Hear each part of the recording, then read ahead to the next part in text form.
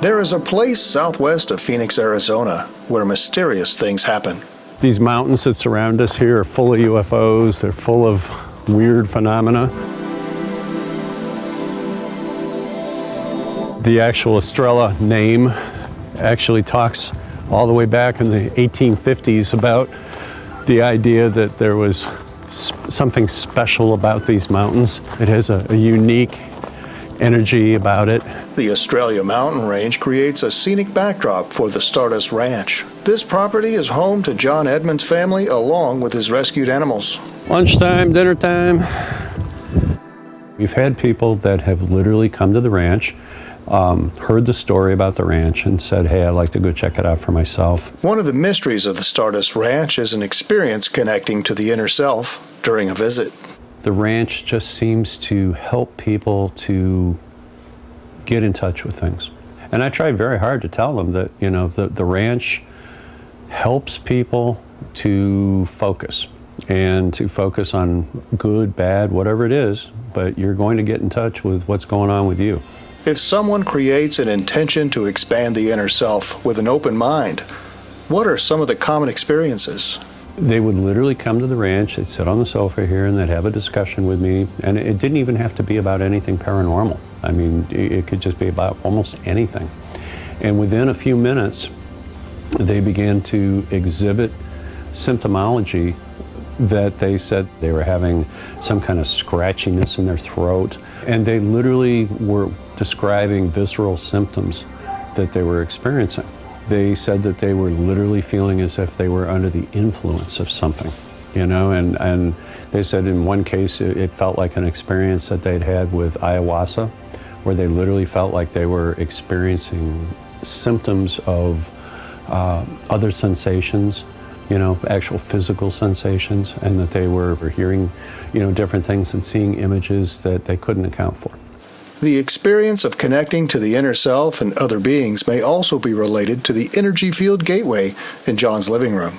And this gateway portal is said to amplify a person's natural talents.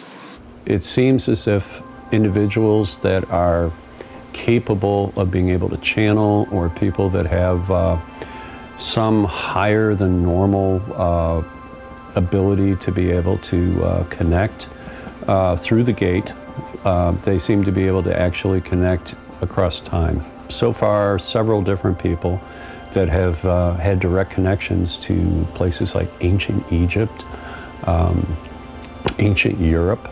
Some people can even reach back in recent history as far back just as like World War II. John's friend Elizabeth was guided to visit the Stardust Ranch after attending a workshop in Phoenix. At this meeting, she realized John is a familiar person in the music industry from long ago. I met him 23 years ago with Jimmy Page. Right. And for some reason, we met up again.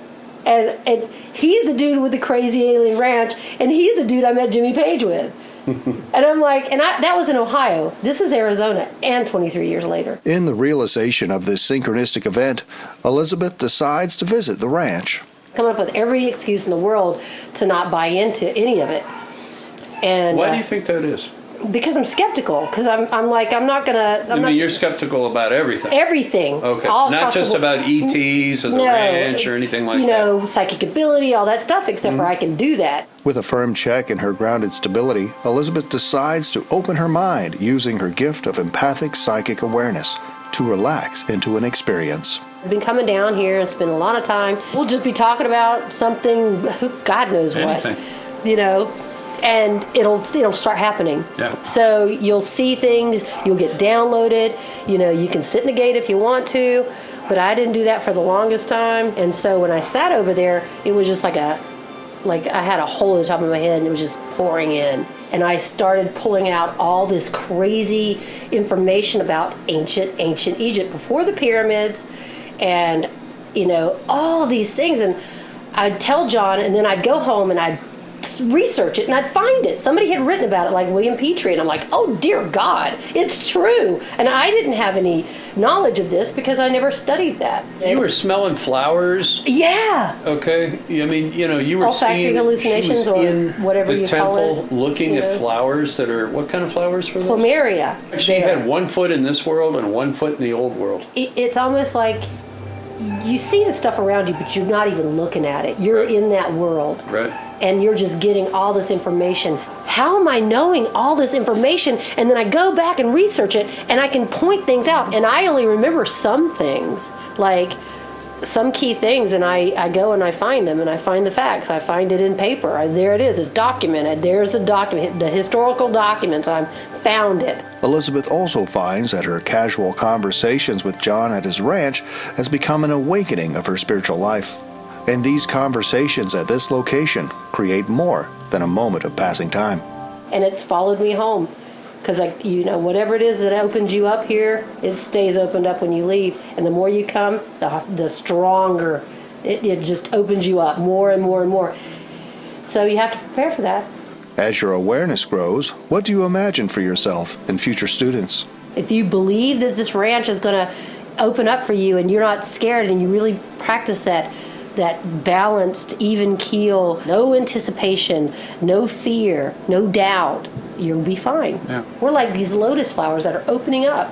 And that's got to be a positive. All I want is people to open up their psychic ability so we can live in a more peaceful world, which sounds kind of corny, but that's true.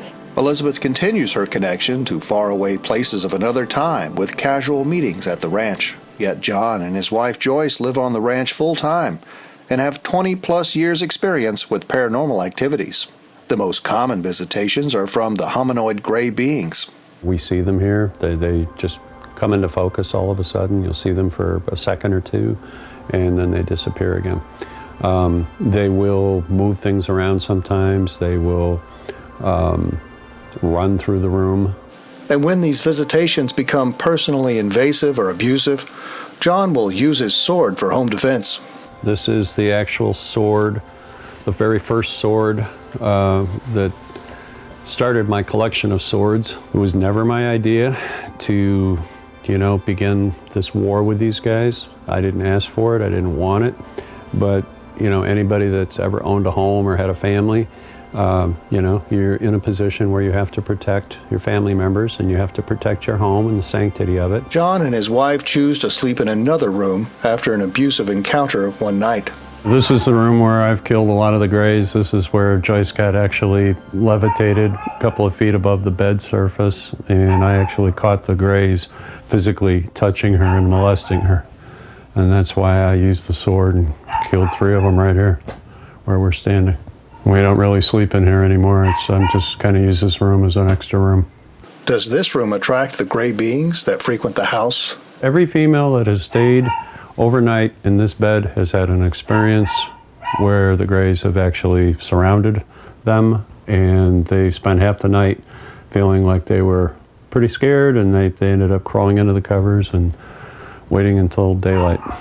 Could communications be established to find resolution to this conflict? In every case, I have tried to give them an opportunity to back away and to leave and to not be engaged in this kind of behavior. But there's either a communication problem or an intention problem or something. In this beautiful Arizona landscape, how could all of this be true? I was the biggest disbeliever of all for probably the first 5 years. I literally took inventories with myself to make sure that I was sane and that I wasn't, experiencing some kind of, situation emotionally or some kind of, did I grow into being crazy or something, And I'm not. It's a really bizarre set of circumstances, and we're just stuck with it. John has wanted a horse ranch all of his life and feels stubborn about just giving it all away. Everybody says, well, why don't you just walk away? Well, when you have something of this caliber, you don't just walk away. You deal with it like an adult, and dealing with it like an adult means that you find out what's happening and you find out what the ramifications are, and then you look at it and you say, okay, what are my options? Come here, Mama. She's about 30 years old.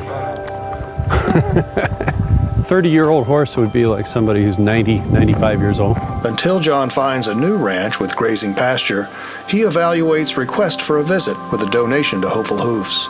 It's quite a shock to the world. A lot of people don't want to believe it. They don't want to believe something like this is possible, but it just is.